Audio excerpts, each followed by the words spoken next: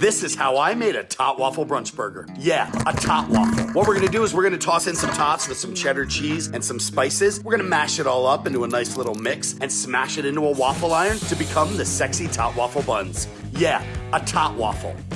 Then, we're gonna mix up some ketchup and mayo with a little bit of flaky sea salt and some fresh herb for a sauce that your mouth is gonna love. Now, slice up some tomatoes, some onion, some lettuce. I'm gonna chiffonade it so that sauce will drip all the way through it. And some Wisconsin smoked cheddar. Here we go. We're gonna smash up some breakfast sausage and some grass-fed beef till they're nice and thin. It's time to cook these up. Sausage down, boom. Little flip, melt some of that cheddar on there, done.